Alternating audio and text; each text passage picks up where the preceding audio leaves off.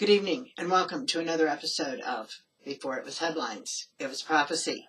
I'm your host, KD Elizabeth, and this is the middle of the week of unleavened bread.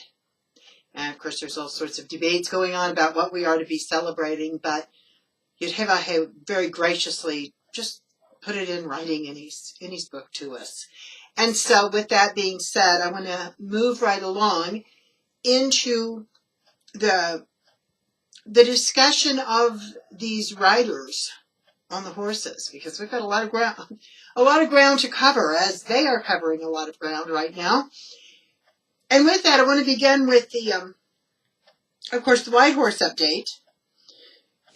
I've been shown that a false peace is coming to the mountain, and by the mountain, I'm talking about the Temple Mount in Jerusalem. The three, what are referred to as Abrahamic religions, which is Judaism, Islam, and Christianity. Anyway, it seems that they can come together on one topic, and that is Noah. Once it gets down to Abraham, there's the debate, Ishmael, Isaac, all of that.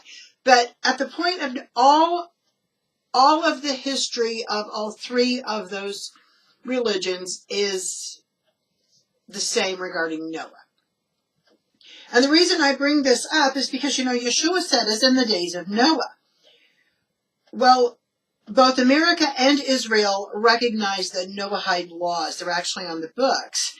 And the Sharia law of Islam, Islam also recognizes those seven.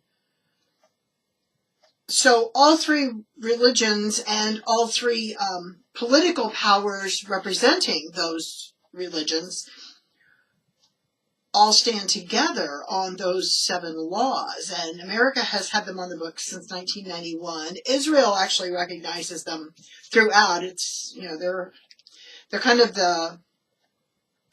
holding the books on that one, and then Islam, as I said, does recognize them. And the one consequence that is consistent with all of them, the Noahide laws and Sharia law, is most of the offenses are punishable by death.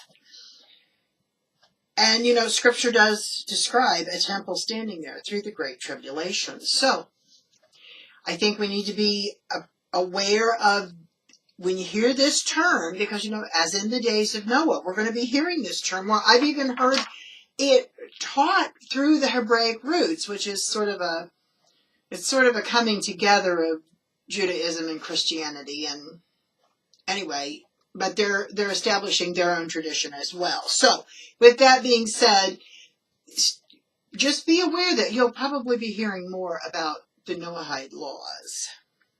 I'm not a proponent. Yudhevah put his laws in his word, and I'll leave it there. I'd prefer to live by Torah. But that probably it's not going to gain popularity. Now, the red horse riding, it's not a war of weapons yet, but it is a war of words, and I believe programming. And I think it's quite interesting that the symbol for this gay rights issue has a red background. That's been big in America this last week. And although we talk about the violence and uproar of other countries, we as a nation in America do tend to go out of our way to raise issues contrary to others. And, we're not real bashful when it comes to jumping into wars either. To say this, I'm not happy with the fact that the rainbow has now been associated with the gay rights movement rather than the covenant of Yudhevah, which is another reference as in the days of Noah. That was a covenant that Yudhevah revealed to Noah. And, by me saying I'm not happy about that whole rainbow thing, in some circles that would could be construed to be hate speech. I'm not saying it hatefully. I'm saying I like it when it represented the covenant of Yudhevah to the world, that Yudhevah is not going to just wash us all off the face of the planet. I think that's a lovely covenant. But we have come to the point that everything that disagrees with our perspective can get labeled hate speech by another group, and that's just evidence that clearly the peace has been removed on a very basic and spiritual level, as well as political. And the fact that the peace has been removed and politics is gaining this forefront, I really truly believe that the attention drawn to the gay rights issue and the Supreme Court was really kind of a sleight of hand, shell game, decoy kind of thing to bring me into the next portion of our report, The Rider on the Black Horse, and talking about the cost of food. And the what many of us are calling is the Monsanto Protection Act was signed at the same time everyone was squabbling about marriage. So this means that basically Monsanto has a free pass to basically control the food supply. It's worded nicely, and there you call it the farmer this and all of that. But basically, it's a written and signed by both parties. It doesn't matter if we want to play the blame game. It's still the same end results. We're all going to be sitting there saying, what do we do about this food now? And I want to bring out the point that, I had said we were going to emphasize the rider on the black horse and the cost of the food. And I think that is so much greater than we're actually weighing out. We had scales. And I think that's greater than we're actually weighing out, because do you realize we already cannot afford our poor dietary, our poor eating habits. And the fact that the adjective poor is used should be a big signal to us. But for people to actually stretch their food budget, their dollars, the quality and of the nutrition is severely deteriorated. And then if you look at that on the flip side, from a poor diet, we end up with health problems. And the fact that people cannot afford their health care lets us know that we already cannot afford the diet that we are consuming. Because whether it's a gastric bypass or a cardiac bypass, very few people can just pull that kind of money out of their pocket. So we already cannot afford our nutrition and our diet. We're making that choice at the market, and we end up paying for that at the hospital. I'm going to take this moment to just emphasize again, it's planting season, and there's time.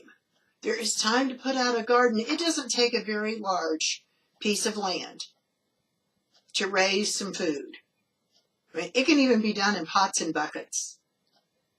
And just that little bit of healthier consumption would make a difference in everyone's diet. And not to mention the little bit of added exercise and all of that to tend to it. It's got to be healthy too. So think about that we already cannot afford our diet, because the end results, very few can afford. Which, here it is, that brings me to the power horse. Do you see the progression here? Since I've been doing this program, it really is getting easier and easier to connect the cause and effect. And, I refer to them as fig leaf solutions because, to try to cover the last mess, we create a new one. And these 4 horsemen have been released in an order that we humans are actually going to be witnessing. We're not to the point of 1/4 of the population dying yet, but that is what's prophesied with the rider on the power horse. And as the food supply continues to deteriorate and the superbugs continue to, mutate, it's going to become very easy to see, with a deteriorated food supply in an overcrowded world, that even unbelievers will know that this is the perfect equation for a pandemic plague. And we are just not quite there, but we're getting close. So, with that being said, I've got some good news. I need to start this show with, I've got some bad news and I've got some good news. Well, the good news is the creator of the universe is an all-in-one God. So, as we watch the rider on the white horse doing more and more conquering, or causing more and more conquering. Our God is, the creator of the universe is El Shaddai. He is God Almighty. So he's even greater than the end results of this conquering.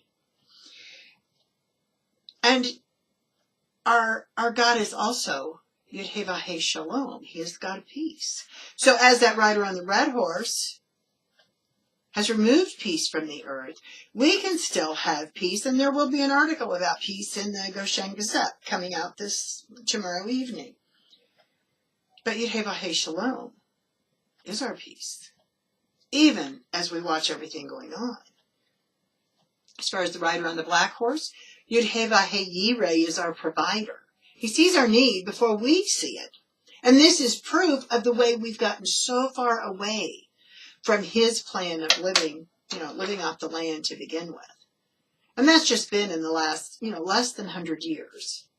So he is still our provider, and he has had some people with the insight to hang on to these heirloom seeds and to keep them growing.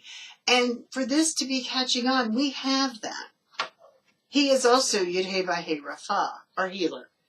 And not only if we walk in his commands does he heal us, but we actually walk in health if we walk according to his instruction. We won't require as much healing if we walk in his instruction, be it dietary, be it activity, be it rest, which we need to take note of. He provided a day to rest. He provided dietary instruction. Everyone's got access to a Bible. We can get the dietary instruction and the rest instruction long before we have to pay thousands of dollars to get it from a doctor. Because you're going to get those same instructions after some huge health event or disease event. You're going to get those same instructions. Lay off the pork. No more bacon. Rest. No more stress. All the instructions that our Creator gave us are already available to us before the health crisis. So, there is a banner of covering for those who will receive it. He is Yud-Heh-Vah-Heh Nisi as well. He'll just cover it all. And it's this week of unleavened bread, and we just observed Passover. He is also Yud-Heh-Vah-Heh Tzidkenu. He is our righteousness. And in all of our failing, he provided the perfect Passover lamb. And with that being said, I pray that you all have a very blessed search into his word. Just ask him to, just take off the blinders, set aside what you think you know, and just get into his word like you've never seen it before. Because for many of us, even that have read it, that is the case. When the scales fall off, when we have eyes to see and ears to hear, you'd be amazed at what it truly has to say and the amazing promises that he's written in there for those who will follow his son and keep his word. This has been another episode of Before It Was Headlines, It Was Prophecy with your host, K.D. Elizabeth.